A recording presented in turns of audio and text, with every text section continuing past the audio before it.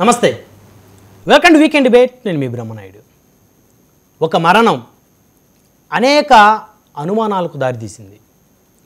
ఒక మరణం రాష్ట్రంలో మత విద్వేషాలకి దారితీసిన పరిస్థితులు ఏర్పడేలా చేసింది. ఒక మరణం ప్రస్తుతం రాష్ట్ర వ్యాప్తంగా ఉత్కంఠ వాతావరణాన్ని నెలకొల్పేలా చేసింది. అదే పాస్టర్ ప్రవీణ్ పగడాల గారి మరణం. హైదరాబాద్ నుంచి రాజమండ్రి వెళ్తున్న సమీపంలో ఆయన రాజమండ్రి హైవే పక్కన మార్చి 25వ తారీఖున రాత్రి 10:30 ఆయన చనిపోయారనేటువంటి ఒక పరిస్థితి అక్కడ ఏర్పడింది. అయితే ఆ తర్వాత మార్చి 26వ తారీఖున ఉదయం అక్కడ చనిపోయినటువంటి వ్యక్తి పాస్టర్ ప్రవీణ్ పగడాలుగా అక్కడ స్థానికులు గుర్తించారు, పోలీసులకు సమాచారం ఇచ్చారు. ఆ తర్వాత ఆ వార్త 2 తెలుగు రాష్ట్రాల్లో దావానంలో వ్యాపించింది. అయితే పాస్టర్ గారిని ఎవరైనా ఉద్దేశపూర్వకంగా చంపారా, లేకపోతే నార్మల్ యాక్సిడెంట్లో ఆయన చనిపోయారా? ఆయన నార్మల్గా చనిపోతే ఆయన మీద బుల్లెట్ వెహికల్ ఎందుకు పడి ఉంటుంది? వాహనం ఎందుకు ధ్వంసం కాలేదు? సాధారణంగా ఒక వ్యక్తి ప్రాణాలు కోల్పోయే స్థాయిలో యాక్సిడెంట్ జరిగితే అతను ప్రయాణిస్తున్న వాహనం కనీసం 50% డ్యామేజ్ అయినటువంటి సంఘటనలు ఎన్నో ఉన్నాయి. కానీ ఇక్కడ పాస్టర్ ప్రవీణ్ పగడాల గారి ప్రయాణించినటువంటి ఆ బుల్లెట్ వాహనం కనీసం 20% కూడా డ్యామేజ్ కాకపోవటం అనేక అనుమానాలకు దారితీసింది. ఆ తర్వాత 2 తెలుగు రాష్ట్రాల్లో పెద్ద ఎత్తున క్రిస్టియన్ సంఘాలు ఆందోళన చేశాయి. రాజమండ్రి ప్రభుత్వ ఆసుపత్రి వద్ద పెద్ద ఎత్తున ఆందోళన జరిగింది. అయితే ప్రవీణ్ పగడాల గారికి పోస్ట్ మార్టం జరిగింది. ఆ తర్వాత రోజు ఆయనకి దహన సంస్కారాలు ఆయన హైదరాబాదులో జరిగాయి. లక్షలాది మంది పాల్గొన్నారు, వేలాది మంది పాస్టర్లు పాల్గొన్నారు. అయితే ఇప్పుడు ప్రవీణ్ పగడాల గారి పోస్ట్ మార్టం రిపోర్టు ఏమి నివేదిక ఇచ్చేటువంటి అవకాశం ఉందనేది ఒక ఉత్కంఠ వాతావరణం నెలకొంది. సో ఈ అంశాలకు సంబంధించి చర్చిద్దాం. ఇదే వాళ్ళ weekend debate, pastor death history. So ఈ డిబేట్లో మనతో పాల్గొనడం కోసం బ్రదర్ షఫీ గారు, ప్రముఖ మోటివేషనల్ స్పీకర్, మనతోటి స్టూడియోలో అందుబాటులో ఉన్నారు. అదేవిధంగా సురేష్ రెడ్డి గారు, తెలంగాణ రాష్ట్ర జనసేన పార్టీ నాయకులు, మనతోటి స్టూడియోలో అందుబాటులో ఉన్నారు.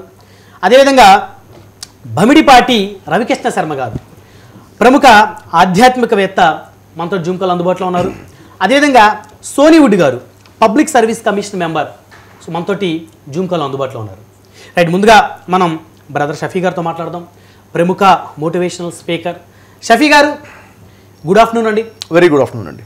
సో పాస్టర్ ప్రవీణ్ పగడాల గారి మరణం తర్వాత దాదాపు 6 రోజుల నుంచి జరుగుతున్నటువంటి పరిస్థితులు సో చాలా క్షుణ్ణంగా అందరూ కూడా పరిశీలిస్తూ ఉన్నారు, మీరు కూడా పరిశీలిస్తూ ఉన్నారు. సో దీని మీద మీరు కూడా పబ్లిక్లో మీ యొక్క వాయిస్ కూడా ఇచ్చారు. అయితే ఇప్పుడు పాస్టర్ గారికి సంబంధించి పోస్ట్ మార్టం రిపోర్టు మరికొద్ది రోజుల్లో రానుంది. సో ఆ రిపోర్ట్లో ఏ నివేదికని ఇచ్చేటువంటి అవకాశం ఉంది, ఆ రిపోర్ట్లో ఏం తేలే అవకాశం ఉంది? సాధారణ మరణం అని వస్తుందా, లేకపోతే పాస్టర్ గారి హత్యకు గురయ్యారనేటువంటి రిపోర్ట్ వస్తుందా అనే దాని మీద ఒక ఉత్కంఠ వాతావరణం నెలకొంది. సో ఎలాంటి రిపోర్టు, ఆ రిపోర్ట్లో ఎలాంటి నివేదిక వచ్చే అవకాశం ఉంది? ఆ నివేదిక మీద ఏ మేరకు ప్రజలకు కానీ, లేకపోతే పాస్టర్ గారి అభిమానులు కానీ, క్రిస్టియన్ సంఘాలకు కానీ ఏ మేరకు ఆ రిపోర్టు వచ్చేటువంటి అంశం మీద వారికి నమ్మకం ఉంది? షఫీ గారు. సార్, విషయం ఏంటంటే ఈరోజు ఉభయ తెలుగు రాష్ట్రాల్లో చాలా హాట్ టాపిక్గా ఉన్నటువంటిది ప్రవీణ్ పగడాల గారి యొక్క అనుమానాస్పదంగా ఉన్నటువంటి మరణము. ఆ ప్రాంతానికి నేను వెళ్ళడం జరిగింది, చూడటం జరిగింది. వారి కుటుంబ సభ్యుల్లో ఉన్నటువంటి వారి బామ్మర్ది కానివ్వండి, అంటే బ్రదర్ ఇన్ లా, కజిన్, వారి మిస్సెస్ మాట్లాడుతున్న విషయాలు కూడా వినడం జరిగింది. అంటే విషయం చూసుకున్నట్లయితే ఒక బాధాకరమైన విషయము. అక్కడ కోల్పోయింది ఎవరు అంటే, 2 కూతుర్లకి తండ్రి లేకుండా పోయాడు, భార్యకి భర్త చనిపోవడం జరిగింది, తల్లిదండ్రులకి కుమారుడు కోల్పోవడం జరిగింది. ఈ విధంగా చూసుకున్నట్లయితే ఒక కుటుంబంలో ఒక వ్యక్తి కోల్పోయినప్పుడు వాళ్ళ బాధ ఎలా ఉంటుంది? అతనికి అనేక మంది ఫాలోవర్స్ కూడా ఉన్నారు. ఫాలోవర్స్ ఆ వర్గంలో ఒక విధమైన విషాదం చోటు చేసుకుని ఉంది. అయితే అతను ఒక నార్మల్ వ్యక్తి కాకుండా స్టేట్ అండ్ నేషనల్ లెవెల్ వాళ్ళ సెలబ్రిటీగా ఉన్నటువంటి వ్యక్తి. అయితే ఎప్పుడైతే సంఘటన జరిగిందో, అది యాక్సిడెంట్ జరిగిందని ఎప్పుడైతే అక్కడ ఉందో, యాక్సిడెంట్ కాదు, ఇది అనుమానాస్పదం అన్న క్వశ్చన్ ఎందుకు వచ్చిందంటే ఫస్ట్ పాయింట్ ఇక్కడ. ఎందుకు అలా వచ్చింది అంటే, వాస్తవానికి రాష్ట్రంలో వాతావరణం అలా ఉంది. మతాల మధ్య విద్వేషపూరిత మాటలు మాట్లాడుకోవడము, ఒక వర్గము మరొక వర్గం మధ్య డిస్కషన్స్, డిబేట్స్ జరుగుతూ ఉండడము, ఒకరు మరొకరిని కౌంటర్ ఇచ్చుకుంటూ హార్ష్గా కామెంట్స్ పెట్టుకోవడము, ఇలాంటి ఒక వాతావరణం ఉండడం వల్ల జరిగినటువంటి యాక్సిడెంట్ మేబీ ఏదైనా జరిగి ఉండొచ్చు అన్నది ఒక ఫస్ట్ పాయింట్ అక్కడ లేవనెత్తారు. ఇంకా అక్కడ చూస్తున్నటువంటి అనాలిసిస్ని బట్టి ఇప్పుడు మీరే చెప్పారు, పూర్తిగా బండి శరీరం మీద పడిపోయి ఉంది, యాక్సిడెంట్ అయితే ఖచ్చితంగా దుప్పటి కప్పుకున్నట్టుగా బండి శరీరం మీద కంప్లీట్గా అలా ఉంటుందా పాయింట్ మీరు రేస్ చేస్తారు. ఇది పాయింట్ అనేక మంది రేస్ చేస్తున్నారు. అంటే అక్కడ జరిగినటువంటి సంఘటన అది. మరి బండి అసలు 20% కాదు, ఏమీ డ్యామేజ్ కాలేదు. డ్యామేజ్ అయిన హెడ్లైట్ కూడాను అంతకుముందే హెడ్లైట్ డ్యామేజ్ అయినట్టుగా సీసీ కెమెరా ఫుటేజ్లో ఉంది. అంటే మనిషి చనిపోయి ఇలా ఉన్నప్పుడు ఇలా అంటే దాని సిచ్యువేషన్ చూసినటువంటి వాళ్ళకి అనుమానం రావడంలో తప్పేమీ లేదు. అనుమానం ఉంది, వాళ్ళు వ్యక్తం చేశారు. అయితే ఇప్పుడు ఏదైతే రిపోర్ట్ రాబోతుందో, ఈ రిపోర్ట్ ఏదొచ్చినా కానీ ప్రతి ఒక్కళ్ళం కూడా ప్రభుత్వాన్ని గౌరవిస్తాము, చట్టాన్ని గౌరవిస్తాము. ప్రభుత్వం తరపు నుంచి, చట్టం తరపు నుంచి, ఫోరెన్సిక్ ల్యాబ్ తరపు నుంచి ఏదైతే పోస్ట్ మార్టం రిపోర్ట్ రాబోతుందో దాన్ని ప్రతి పౌరుడు కూడా యాక్సెప్ట్ చేస్తాడు. వాస్తవాలంటూ బయటకు వస్తాయి. అది యాక్సిడెంట్ అయితే ఎలా యాక్సిడెంట్ జరిగింది, లేకపోతే ఇంకేదైనా ఎవరైనా కావాలని చేసినట్టే ఏ విధంగా మరణం సంబంధించింది క్లారిటీ వస్తుంది. దానికోసం ఎదురు చూస్తున్నాము. మనస్ఫూర్తిగా నేను నా మనసు కోరుకుంటుంది ఏంటంటే అది యాక్సిడెంటే అయి ఉంటే చాలా మంచిది. ఎందుకు అంటే మత విద్వేషాల నుంచి సమాజాన్ని కాపాడుకోవాలి.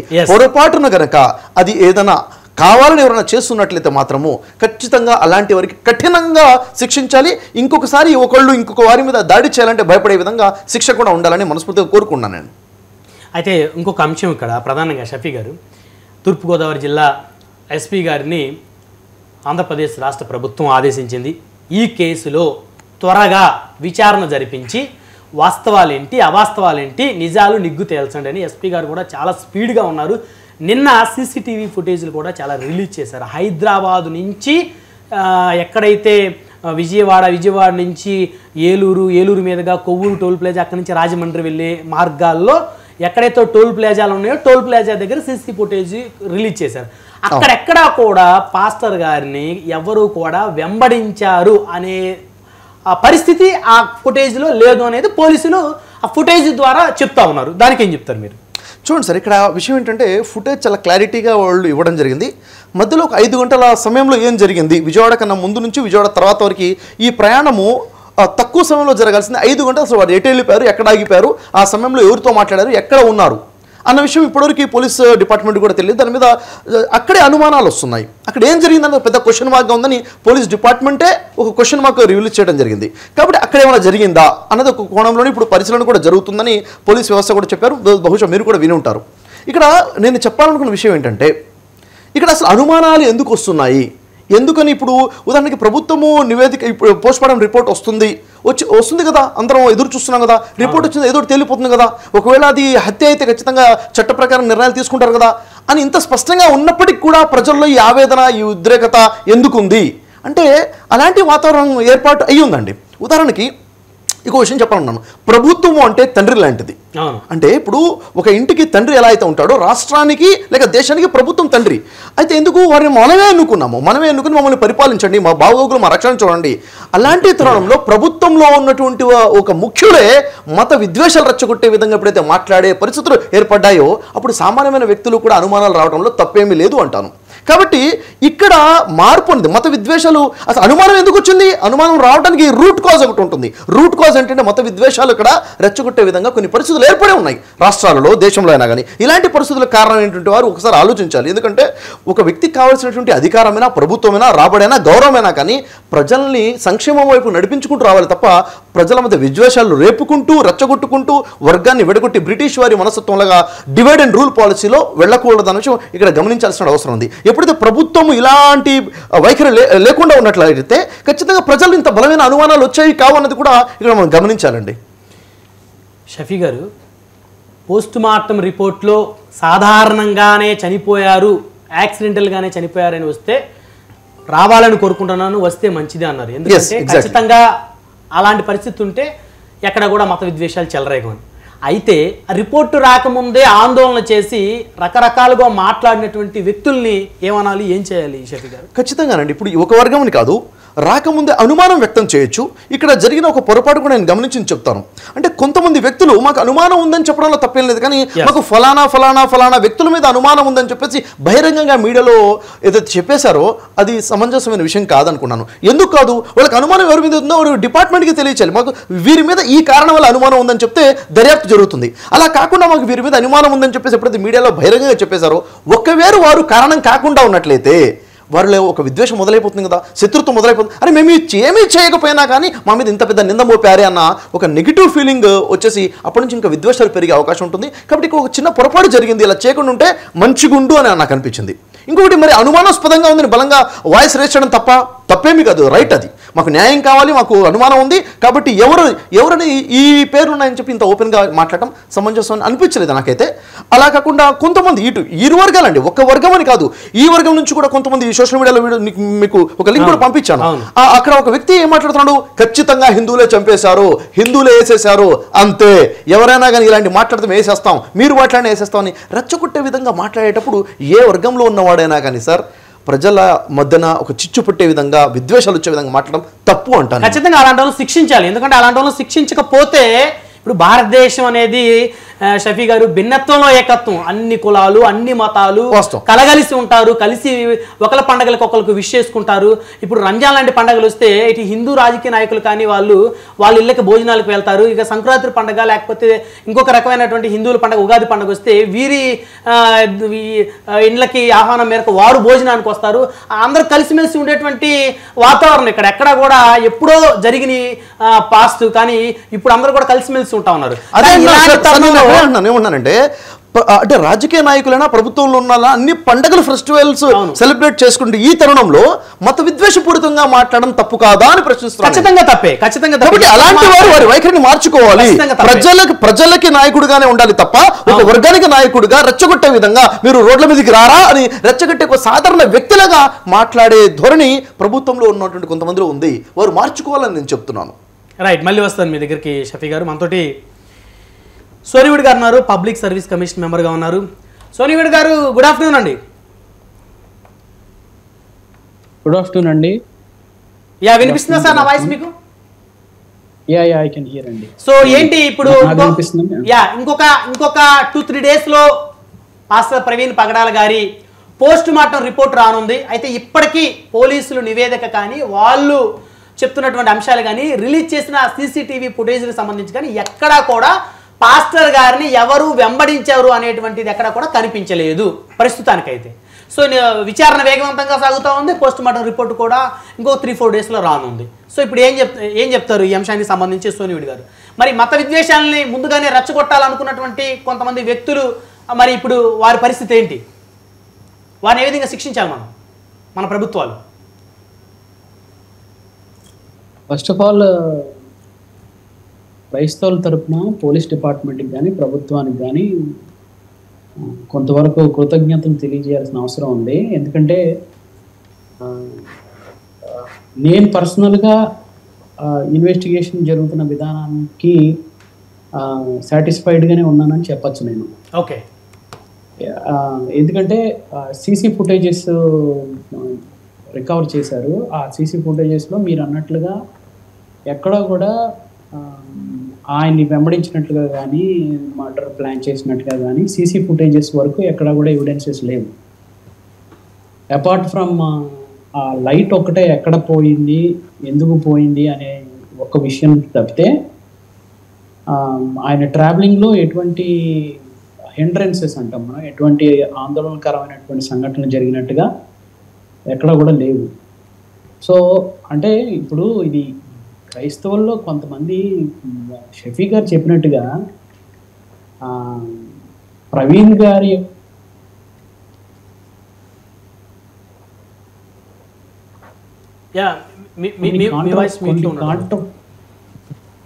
కొన్ని కాంట్రవర్షియల్ సబ్జెక్ట్స్ ఆయన డిబేట్లో పాల్గొనడాన్ని బట్టి, ఆయనకు వచ్చిన వార్నింగ్స్ని బట్టి, థ్రెట్స్ని బట్టి ఇది క్రైస్తవ సమాజం అంతా కూడా సస్పెక్ట్ చేశారు.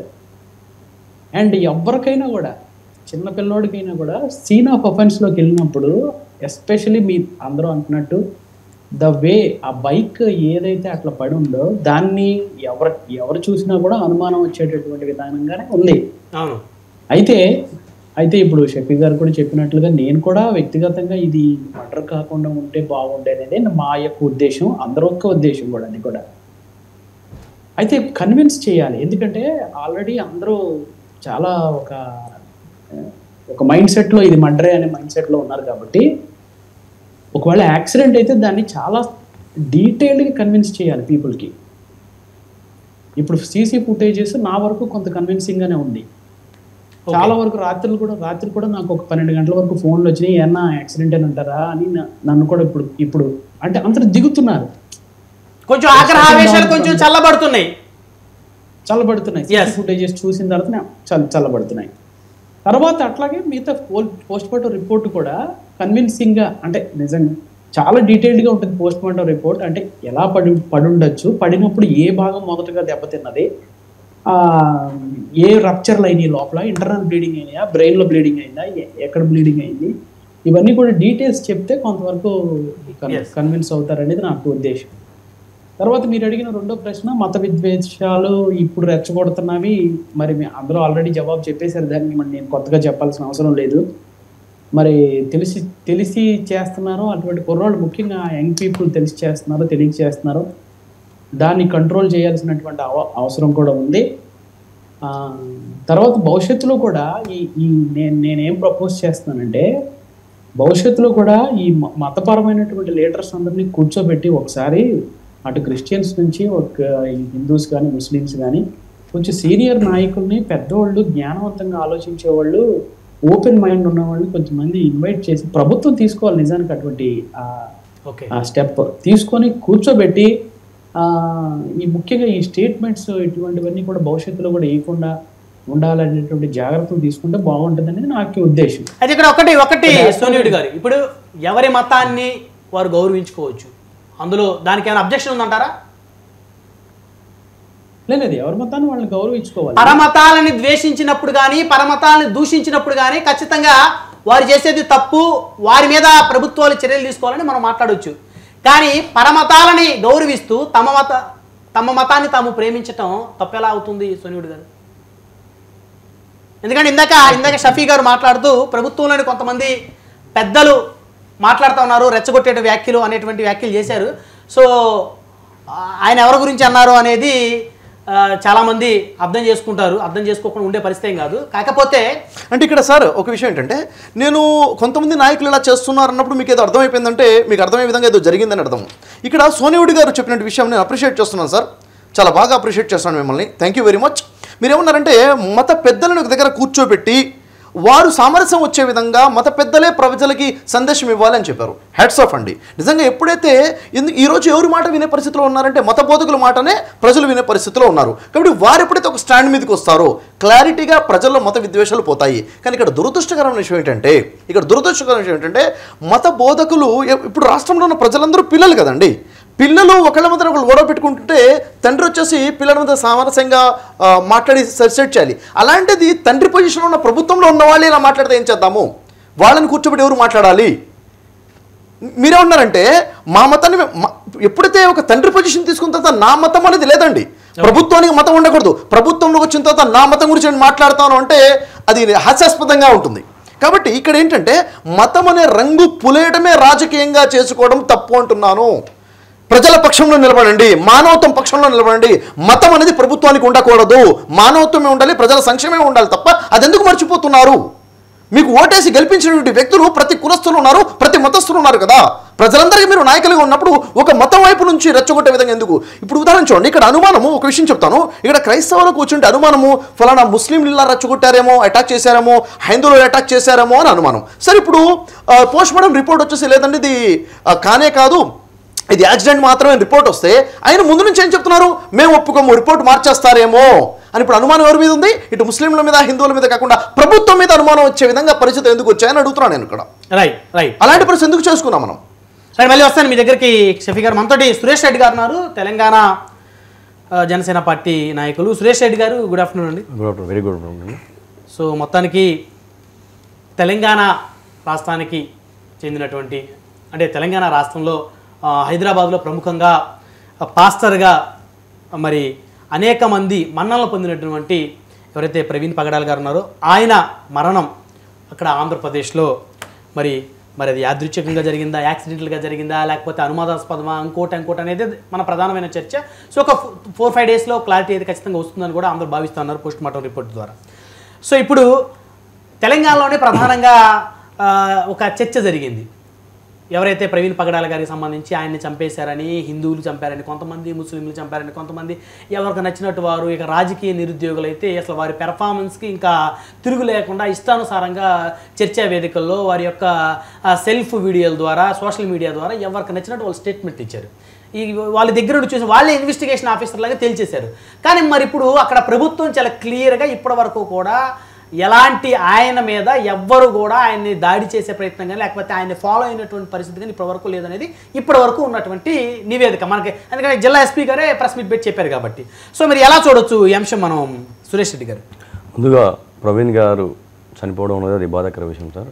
వాళ్ళ కుటుంబానికి సానుభూతి తెలుపుదాం. ఒక వ్యక్తి చనిపోయిందంటే ఇంతకుముందు షఫీ గారు చెప్పారు, ఒక వ్యక్తి చనిపోయిందంటే అక్కడ వాళ్ళ వెనకాల ఒక ఫ్యామిలీ ఉంటుంది. సో ఆ విషయంలో బాధాకర విషయం. రెండోది ఇంతకుముందు సోదరుడు చెప్పాడు, పోలీస్ డిపార్ట్మెంట్ మాత్రం డే 1 నుంచి ఎప్పుడైతే ప్రవీణ్ పగడాల హైదరాబాద్ స్టార్ట్ అయిన నుండి ఎండ్ వరకు కూడా వాళ్ళు చెయ్యని ప్రయత్నం లేదండి. అంటే టెక్నికల్గా పోలీస్ డిపార్ట్మెంట్కి ఎన్ని అవకాశాలు ఉన్నాయో అన్ని అవకాశాలను యూజ్ చేస్తున్నారు. అటు ఫింగర్ ప్రింటర్ కావచ్చు, డాగ్ స్క్వాడ్స్ కావచ్చు, ఫోరెనిక్ ల్యాబ్స్ కావచ్చు. అంటే సీరియస్గా గవర్నమెంట్ మాత్రం ఉందని తెలియజేస్తున్నాం. అయితే ఎప్పుడైనా ఏదైనా జరిగినా కూడా మనకు తోచింది మనం మాట్లాడితే మాత్రం అది సమాజం మీద కానీ, మతం మీద కానీ, టోటల్ ప్రజల మీద కానీ ఎఫెక్ట్ ఉంటుంది. ఇప్పుడు జరుగుతూ ఉంది, ప్రవీణ్ గారి ఇది జరుగుతూ ఉంది. నేనేమని చెప్తున్నా అంటే అటు హిందూస్ కావచ్చు, ముస్లిమ్స్ కావచ్చు, క్రిస్టియన్స్ కావచ్చు, ఎవరైనా కావచ్చు, మానవత్వం ఫస్ట్ చూడండి.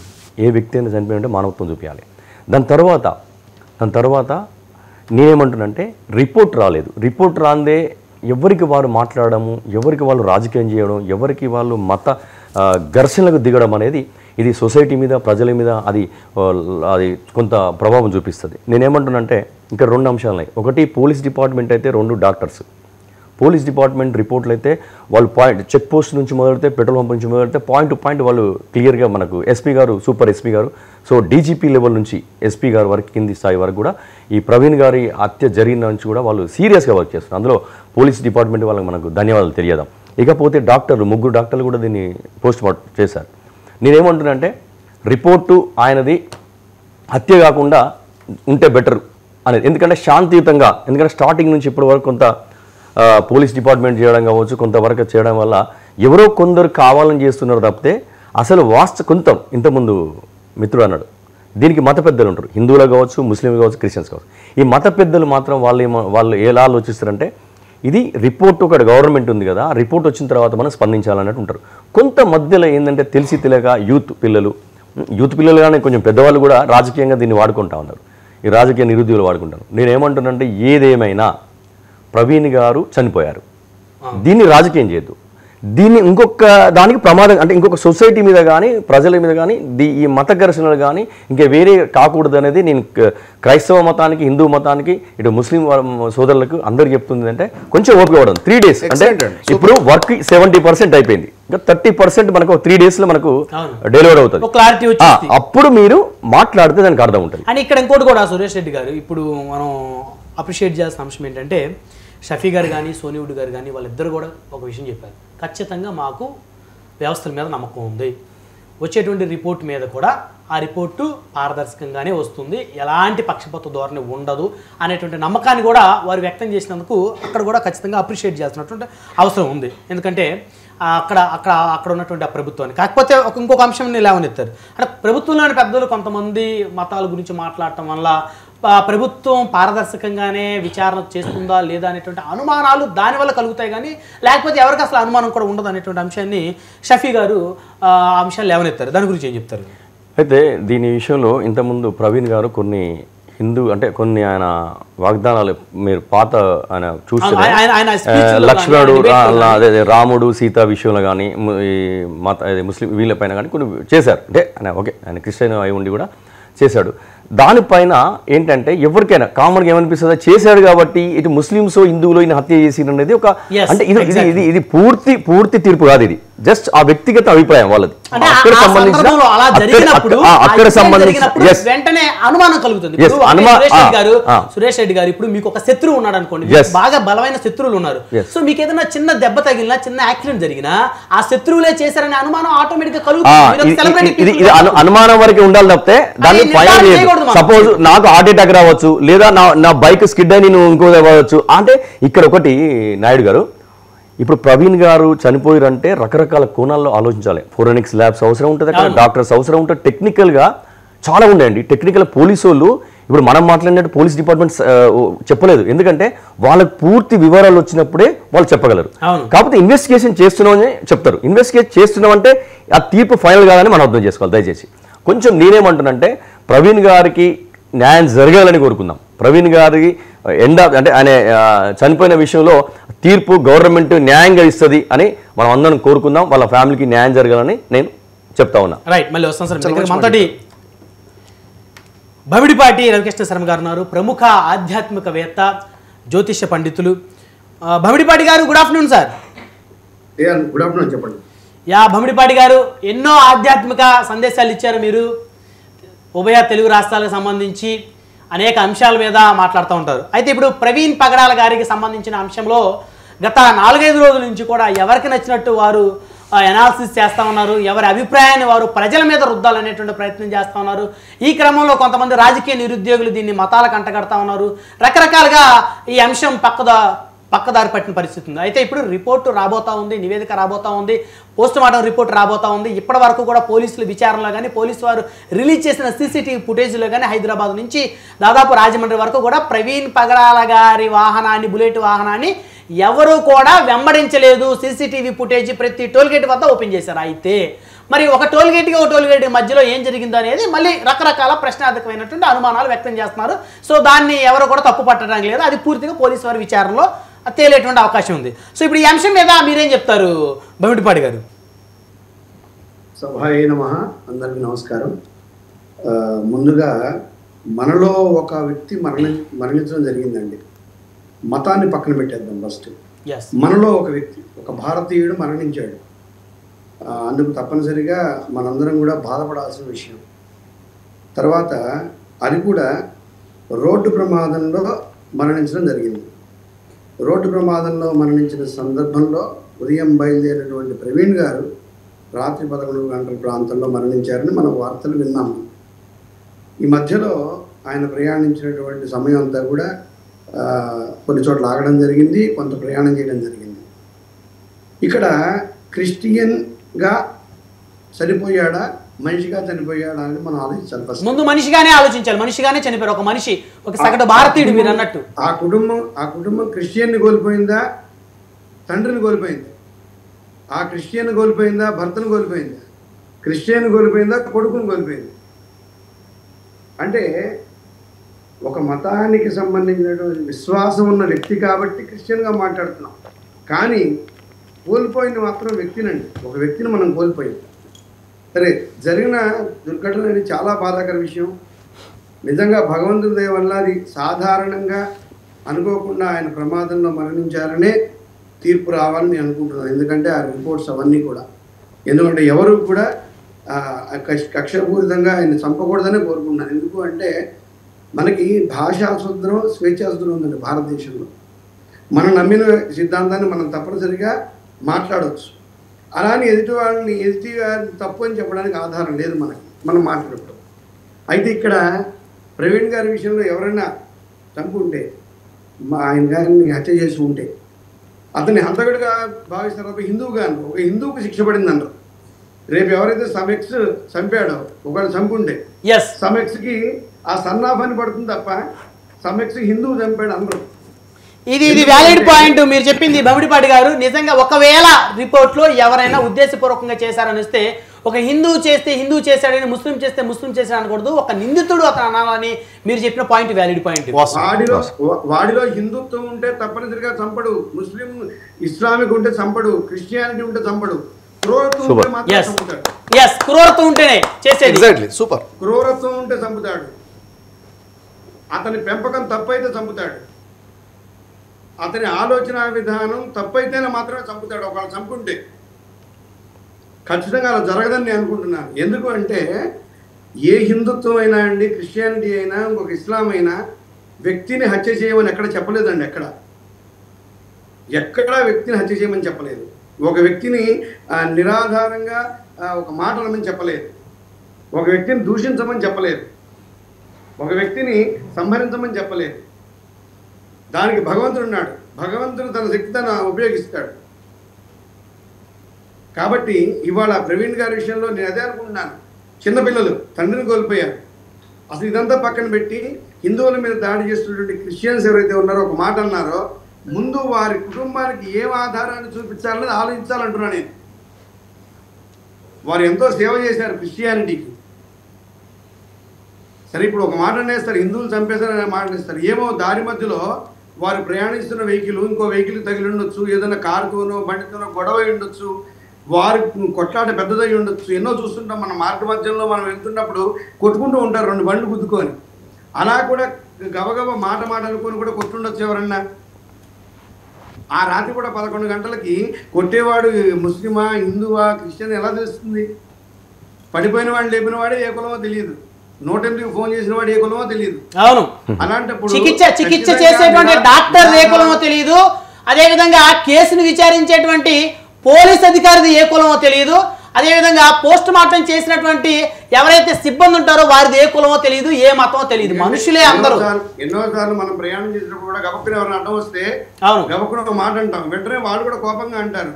సరే, ఒకరిని తగ్గిపోతే కనుక ఏ కొట్టాట అవ్వదు, కొంచెం రెచ్చిపోయామనుకోండి తప్పనిసరిగా కొట్టాట అవుతుంది కదా 100%.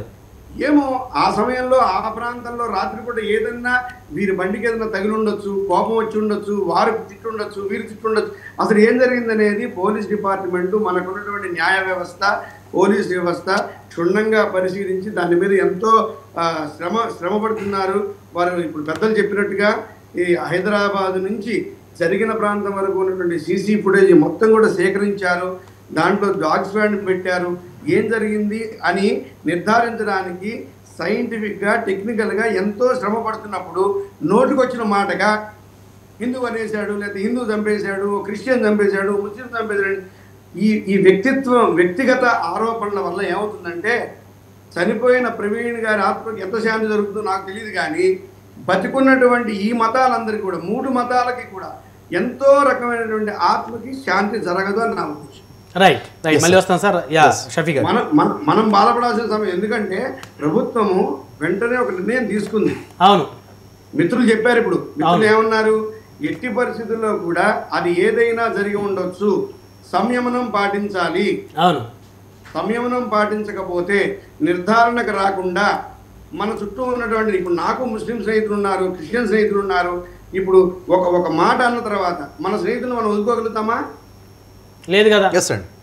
మొట్టమొదటి భారతీయుడు చనిపోయాడండి. ఒక భారతీయుడు అనుకోకుండా ప్రమాదంలో చనిపోయాడు.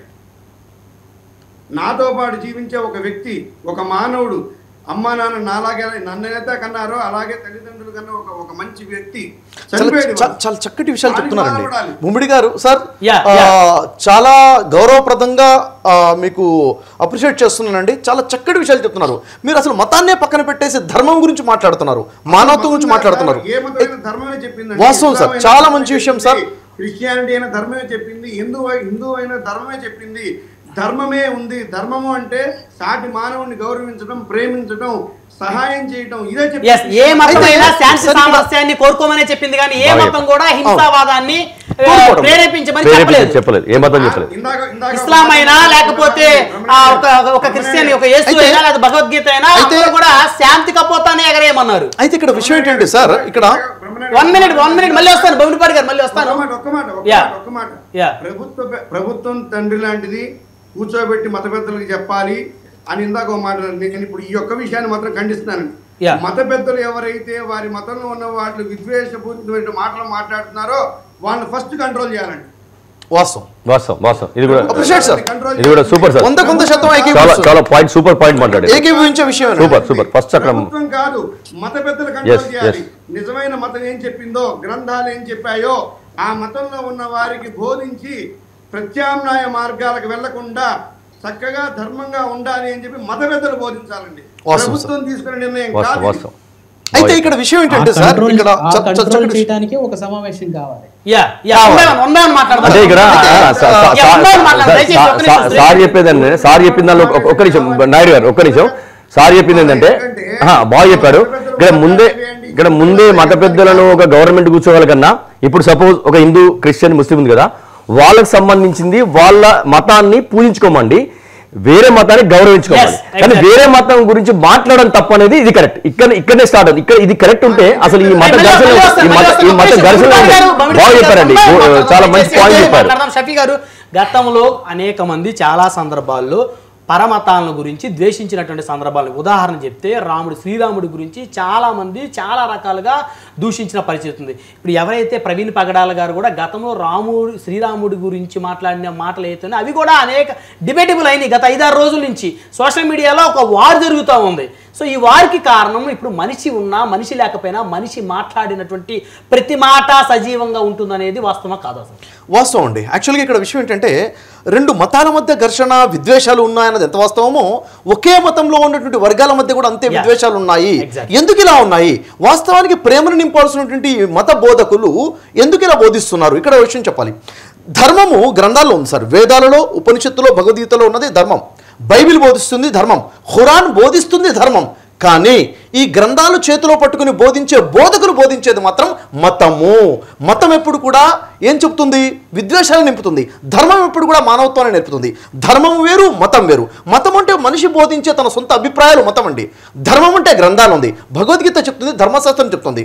భగవద్గీతలో చెప్పినటువంటి విషయం చూసుకుంటే, తస్మా శాస్త్రం ప్రమాణం తే కార్యకార్య వివస్థితో జ్ఞాత్వా శాస్త్ర విధానోక్తం కర్మకర్తూ మ్యరాసి. ఒక మనిషి ఏ పని చేయాలన్నా, ఏ పని చేయకూడదన్నా, ఏ కర్మ చేయాలన్నా శాస్త్రానికి తగ్గట్టుగా చేయాలి. మరి ఆ శాస్త్రము ఏం చెప్తుంది? మానవులందరూ సర్వేజన సుఖనభవంతో చెప్తుంది కదా. గ్రంథాలు నిన్ను నీ పొరుగుని ప్రేమించమని చెప్తున్నాయి. ఏ విషయాలు చెప్పకుండా నా మతం గొప్పది, నా మతమే గొప్పది, నా దేవుడే గొప్పవాడు, ఎదుటి మతాన్ని కానీ ఎదుటి దేవుని కించపరుస్తున్నారంటే, చూడండి, ఒక వర్గం ఇంకో మతం యొక్క దేవునికి కించపరుస్తున్నారంటే అర్థం ఏంటి తెలుసా? తన దేవుడిని తానే కించపరుచుకుంటున్నారని అర్థం. ఇక్కడ ఏమవుతుందంటే, ఒకే తండ్రికి 3 కుమారులు ఉన్నారండి. ఒక కుమారుడు నానాని పిలుస్తున్నాడు, ఇంకొకడికేమో ఫాదర్ అంటున్నాడు, డాడీ అంటున్నాడు, ఇంకొకడు అబ్బా అంటున్నాడు. అంటే వీళ్ళు పిలిచే పిలుపులు వేరే మాత్రాన నాన్న ఒకడే కదా. కాబట్టి ఇక్కడ విద్వేషాలు వస్తున్నాయి. ఇక్కడ ఒక మతం వేరే మతం మీద అటాక్ చేయడం గురించి కాదు. మొన్న చిలుకూరు బాలాజీ టెంపుల్ ప్రధాన అర్చకులు గారి మీద జరిగిన దాడి, ఒక హిందూ ఇంకో హిందూ మీద దాడి చేశాడు. దాన్ని ఎలా చూడాలి? ఈ విద్వేషాలు ఎందుకు వస్తున్నాయి? మొన్న సాయిబాబా మన సైదాబాద్ దగ్గర టెంపుల్లో ఉన్నటువంటి ఒక వ్యక్తి మీద యాసిడ్ దాడి జరిగింది. ఒక హిందూ ఇంకో హిందూ మీద దాడి చేశాడు. ఇక్కడ సికింద్రాబాద్లో ముత్యాలమ్మ టెంపుల్ మీద జరిగినటువంటి ఒక ముస్లిం యువకుడు వెళ్ళేసి అక్కడ టెంపుల్ అటాక్ చేయడం. ఇవన్నీ ఘర్షణలు ఎందుకు వస్తున్నాయి? విద్వేషాలు ఎందుకు వస్తున్నాయి అంటే, మనం గ్రంథాలకి దూరం అయిపోయాము. భగవద్గీత ఏం చెప్తుందో నాకు తెలియదు, బైబిల్ ఏం చెప్తుందో నేను చూడట్లేదు, ఖురాన్ ఏం చెప్తుందో నేను చూడట్లేదు, మత బోధకులు చెప్తుందే నేను చూస్తున్నాను. మత బోధకులు ఇప్పుడు కూడా ఏం చేస్తారంటే సార్, చూడండి, ఈ రోజు ఏమవుతుందో ఒకటి చెప్తాను. ఈ రోజు నా మతం పెద్దగా ఉండాలి, నా వర్గం పెద్దగా ఉండాలి, నా సంఘం పెద్దగా ఉండాలి, వాడి మీద నాకు అధికారం రావాలి అని చెప్పేసి ఆ మతాలు తప్పు, ఆ వర్గం తప్పు, ఆ సంఘం తప్పు, నా సంఘమే కరెక్ట్ అని చెప్తున్నారు. అంటే భక్తులని కస్టమర్లుగా చూసి కస్టమర్లు పెంచుకునే ప్రయత్నం చేస్తున్నారు. దయచేసి తప్పు చేస్తున్నారు. ఇక్కడ ఏంటంటే, మత పెద్దలు విద్వేషాలు రెచ్చగొట్టకూడదు వాస్తవమే, కానీ ప్రభుత్వానికి అతి పెద్ద రోల్ ఉందని చెప్తున్నాను. అంటే మత బోధకుల పైన కూడా ప్రభుత్వం ఉంది, ప్రభుత్వమే మతాలు రెచ్చగొట్టే విధంగా మాట్లాడకూడదని చెప్తున్నాను. ఇప్పుడు ఈ సిచ్యువేషన్లో 2 రాష్ట్రాలు ఉట్టుడుకుతున్నాయి, లక్షలాది మంది రోడ్డు మీదకి వచ్చారు. ఈ తరుణంలో రాష్ట్ర ప్రభుత్వం వచ్చేసి ఒక 5 నిమిషాలు చక్కటి సందేశం ఇచ్చినట్లయితే మనందరం కూర్చొని మాట్లాడాల్సిన అవసరం లేదు. ఈరోజు మీరు కూర్చొని స్టూడియోలో ఎందుకు మాట్లాడుతున్నాం? ఎందుకంటే మాట్లాడవలసినటువంటి తండ్రి స్థానంలో ఉన్న ప్రభుత్వాలు చక్కగా మాట్లాడట్లేదు కాబట్టే ఈరోజు మనం మాట్లాడే పరిస్థితి. విచారణ వేగవంతం చేపిస్తా ఉన్నారు కదా. ఇప్పుడు మనం ఏం మాట్లాడుతున్నాం సార్? విచారణ జరుగుతుంది అని స్పష్టంగా చెప్పి మేము న్యాయం చేస్తాము అని కఠినంగా శిక్షిస్తాము అని యాక్చువల్గా మీద ప్రభుత్వం ప్రజలకు నమ్మకం వచ్చే విధంగా ధోరణి ఎందుకు లేదు? ఒక వర్గ పక్షపాతంగా ఎందుకున్నారు? ఇది ఉండకూడదని చెప్తున్నాను నేను. ఈ విధంగా అంటే మతాలను విడగొట్టడం మానేసి, మతం ఎప్పుడు కూడా చంపుతుంది సార్, ధర్మమే ప్రాణాలు నిలబెడుతుంది. ఈ ధర్మమే మనకు కావాలి. అడ్డుగోడలు కట్టేయండి మతాలు మనకొద్దు, మానవత్వమే మనకు ముద్దు. కాబట్టి ధర్మపరంగా ఉందాము, మానవత్వంతో ఉందాము. ఇప్పుడు నేను ఉన్నాను సార్, ఒక ముస్లింగా ఉన్నాను. ప్రవీణ్ పడాలి గారి దగ్గరికి నేను వెళ్ళి వాళ్ళ కుటుంబాన్ని అందరి వారితో పాటు దాదాపుగా 2 days నాకు ఉన్నాను. ఎందుకు ఉన్నాను? ఒక మనిషిని చూశాను, ఒక మానవత్వాన్ని చూశాను. చూశారు, మతాన్ని చూడలేదు. అదే చూడాలి. ఎందుకంటే భారతదేశం నా మాతృభూమి, భారతీయులందరూ నా సహోదరులు. కాబట్టి ఈ స్టాండే తీసుకోవాలి. ముఖ్యంగా ఒక వ్యక్తి ఇది నా మతం అండి, నేను మతాన్ని మాట్లాడచ్చు, కానీ ప్రభుత్వంలో ఉన్నవాడు నా మతము అనకూడదు, ప్రభుత్వంలో ఉన్న వ్యక్తికి మతం ఉండకూడదు. ప్రజలే తన ప్రజలు కాబట్టి ప్రజలందరి మతం తన మతంగా ధర్మం ప్రకారంగా ఉండాలని నేను చెప్తున్నాను. రైట్. సోనివుడ్ గారు ఏమంటారు? ఇప్పుడు ఆచార్య గారు చెప్పినట్లు ఒక మనిషి చనిపోయాడు అంటే ప్రవీణ్ కుమార్ గారు ఒక తండ్రి కాదనట్లేదు, ఒక మంచి వ్యక్తి, ఒక భారతీయుడు, ఇవన్నీ ఐ టోటలీ అగ్రీ, అవన్నీ ఫస్ట్ ప్లేస్లోనే ఉన్నాయి. At the same time is also a representative to a community. అంటే ఏంటి అంటే ఇప్పుడు ఆయన డిబేట్స్ కాంట్రవర్సీ అయినాయి కాబట్టి ఇంత వివాదం చెలరేగింది ఆయన మరణం మీద. ఓకే, ఇప్పుడు కాంట్రవర్సీ, ఇప్పుడు డిబేట్ అనేది ఓపెన్ డిబేటే జరిగిందండి. అవును, అది కూడా వాళ్ళని ఇన్వైట్ చేసి వాళ్ళు కూర్చొని మాట్లాడుకున్న డిబేట్లు అవి. ఆ డిబేట్కి వచ్చిన వాళ్ళని కూడా అనాలి ఆ లెక్కలోకి వస్తే. మరి డిబేట్ చేశారు. ఒక మాట అండి, కర్మ ఏంటంటే ఎప్పుడో శ్రీరామచంద్రమూర్తి రావణాసురుడిని సంహరించాడు సార్. కర్మ ఏంటంటే ఇప్పటికి కూడా మనం ఆయన విగ్రహాన్ని తలుచుకొని తయారు చేసి తగలెడుతున్నాం. రావణాసురుడిని గుర్తు తెచ్చుకోవద్దంటున్నా నేను. రాముడినే గుర్తు తెచ్చుకున్నాం, రావణాసురుడి విగ్రహాన్ని గుర్తు తెచ్చుకొని మరి తగలెట్టద్దంటున్నా. అసలు రావణాసురుడిని ఎప్పుడో సంహరించేశాడు రాముడు.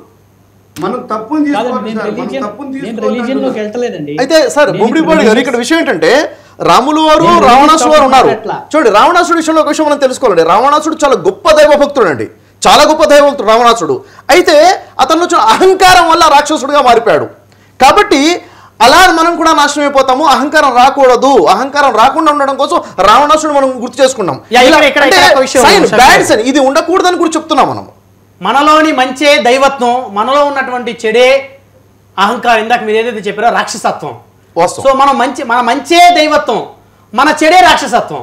ఇంకా దాంట్లో అంటే దైవత్వానికి రాక్షసత్వానికి ఇంతకు మించి ఉదాహరణ అదే సార్. మానవ సేవ మాధవ సేవ అన్నప్పుడు తోటి మానవుడిని సేవ చేస్తే దేవుడికి సేవ చేసినట్టు, అలాగే తోటి మానవుడిని విద్వేషించుకుంటే ఏమవుతుంది?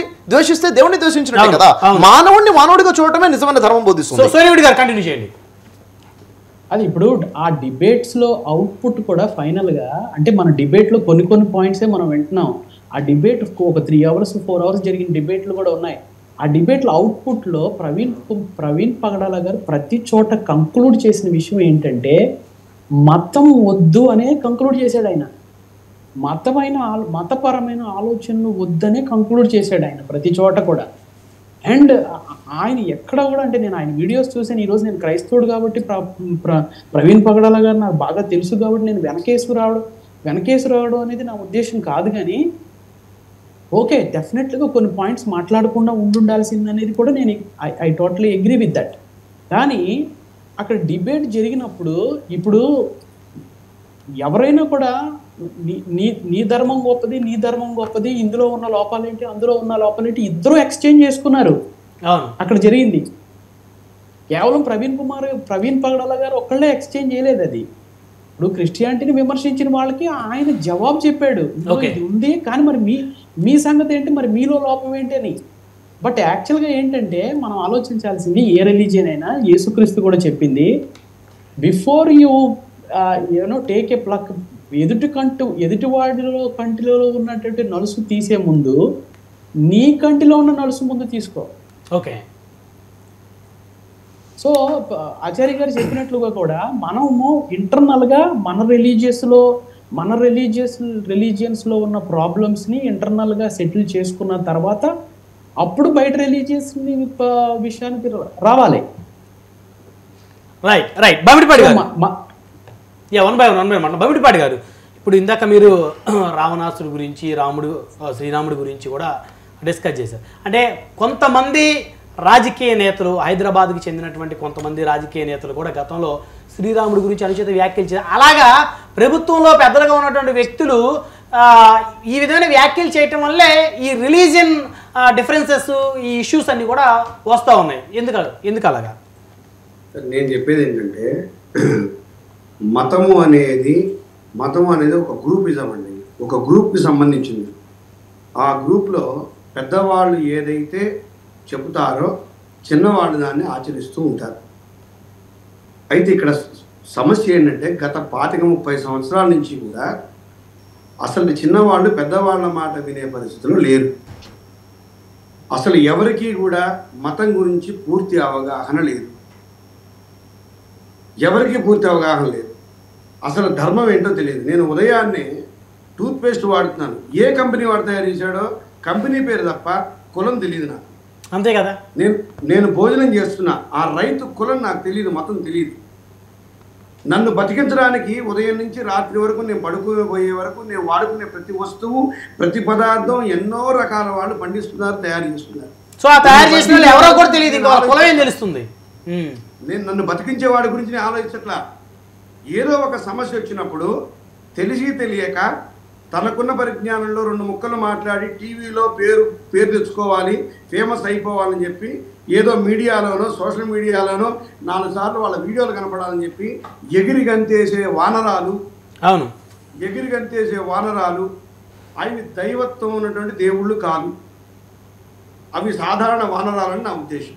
వాస్తవం, రైట్. ఎందుకంటే నిజంగా చూడండి, ఇవాళ నేను పోప్ గారు ఉన్నారు, ఎంతోమంది నేను ప్రఖ్యాతమైనటువంటి క్రిస్టియన్ సభలు జరుగుతున్నప్పుడు నాకు ఆ భాష తెలియకపోయినా, అంటే నాకు పూర్తిగా మతం గురించి తెలియకపోయినా నేను వింటున్నప్పుడు వారు ఎక్కడా కూడా ఒక తొట్టుపాటు మాట కానీ, అసందర్భ ప్రేలాపన కానీ, వ్యక్తిగత దూషణ కానీ ఎక్కడా కూడా చేయరు. వారు ఒక స్వామీజీ, కంచి స్వామీజీ మాట్లాడినా, ఇంకో మహమ్మద్ సంబంధించినటువంటి మన ముస్లిం సోదరులు ఎవరైనా పెద్దలు, మత పెద్దలు మాట్లాడినా ఎక్కడా కూడా అనవసరమైన సంభాషణ ఉండదు. ఎక్కడంటే ఇప్పుడు ప్రవీణ్ గారు అనుకోకుండా మరణించారు. చాలా బాధపడ్డాం, అందరం బాధపడ్డాం. ఎందుకంటే సాధారణంగా రోజు పేపర్లో ఎక్కడ ఎవరు చనిపోయినా సరే బాధపడుతున్నాం. రైట్. అయితే ఒక చిన్న వీడియో సోషల్ మీడియాలో విస్తృతంగా ప్రచారం అవుతున్న ఒక చిన్న వీడియో మతాలను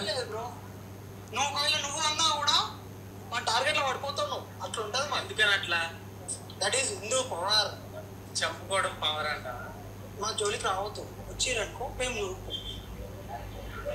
అట్లా ఉంటుంది.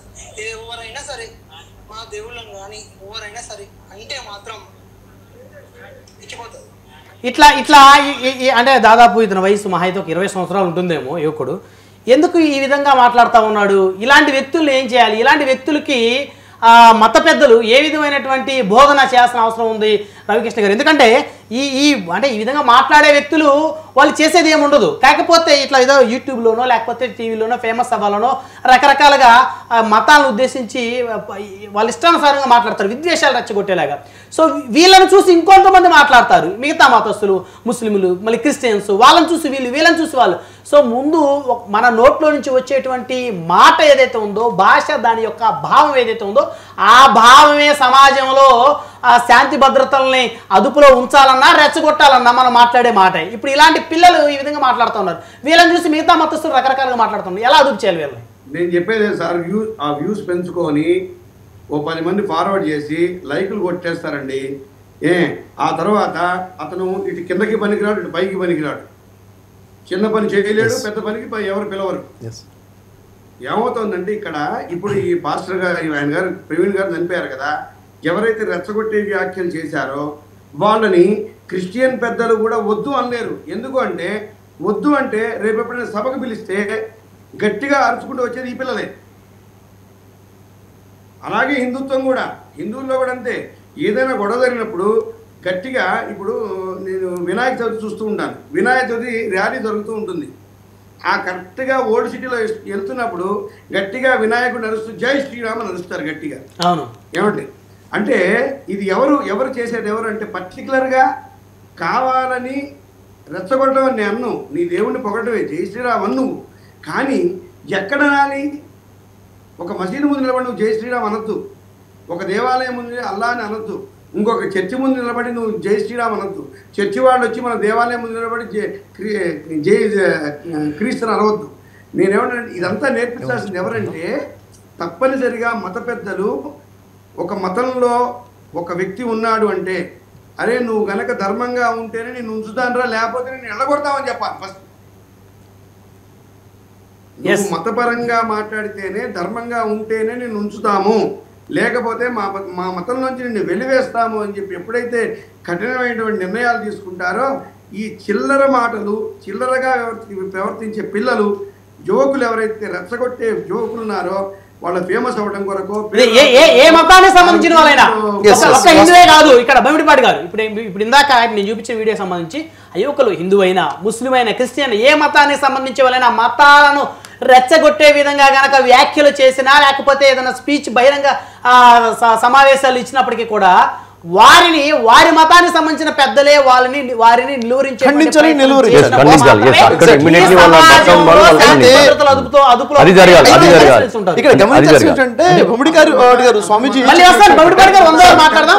వారు చెప్పిన విషయంలో ఇలా రెచ్చగొట్టే పిల్లలని మత గురువులు కూడా కంట్రోల్ చేయట్లేదు. ఎందుకంటే రేపు వచ్చేది వాళ్ళే వీళ్ళ సపోర్ట్ కోసం అంటున్నారు. వాస్తవం అది. అంటే వీళ్ళు ఇలా ఒక సంఘాన్ని పెంచుకొని, వాళ్ళ వర్గాన్ని పెంచుకొని, వాళ్ళ బలాన్ని పెంచుకొని వాళ్ళు సొంత లాభం పొందాలని చేసే ప్రయత్నమే. వాస్తవానికి సార్ ఏ గ్రంథమైనా ఏ ధర్మమైనా చెప్తుంది ఒకటే, ఏంటి? మానవత్వాన్ని బోధిస్తుంది. మానవత్వం లేనటువంటి బోధ అది ధర్మము కాదు. ఉదాహరణకి మన వైదిక ధర్మం చెప్తుందంటే మానవులందరూ వసుదైవ కుటుంబము అని చెప్తున్నారు. వసుదైవ కుటుంబం అంటే అందరూ కూడా రక్త సంబంధికులే, అందరూ కూడా అన్నదమ్ములమే, ఒకే తల్లిదండ్రి సంతానము. బైబిల్ కూడా అదే చెప్తుంది, ఆదమవ్వ సంతానం అని చెప్తుంది. ఖురాన్ కూడా అదే చెప్తుంది. ఈ బోధ ఎందుకు సర్వసాధారణం చేయట్లేదు?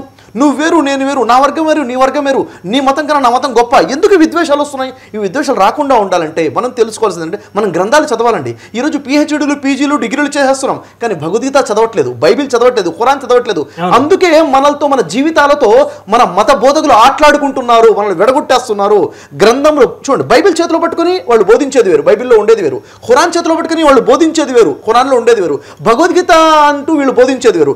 గ్రంథాలు ఎప్పుడు కూడా విడగొట్టట్లేదు, గ్రంథాలు మానవత్వాన్ని బోధిస్తున్నాయి. ఇక్కడ చూడండి సార్, ఇక్కడ షఫీ గారికి ఒక ప్రధాన అంశం కూడా మనం చర్చించాలి. ఎందుకంటే చర్చించాల్సిన షఫీ గారి పైన నేను ఒకటి టాపిక్ తీస్తా. అక్కడ మత పెద్దలు యూత్ కావాలి, ఆ మతం పెరగాలనేది ఒక వర్డ్ వాడింది సార్. నేనేమంటున్నంటే ఓకే, ఆ మతం పెరిగితే సంతోషం, ఏ మతం పెరిగితే ఆ మతం సంతోషం, కానీ దానివల్ల ఇలాంటి సంఘటన, ప్రవీణ్ గారి సంఘటన జరిగినప్పుడు హిందూ ముస్లిం క్రిస్టియన్ గొడవలయ్యే అవకాశం ఉంది కదా, అది ఎంత నష్టం జరుగుతుంది, దాని గురించి కూడా పెద్దలు ఆలోచించాలనేది నా ఈ విద్వేషాల అనేక మతం తెలియనియండి. కానీ ఇంకొక మతం కొట్లాడుకుంటే సొసైటీ కానీ దేశం కానీ లాస్ అవుతుంది. టోటల్ గా అక్కడ వాళ్ళ ఫ్యామిలీ రోడ్డు మీద వస్తాయి.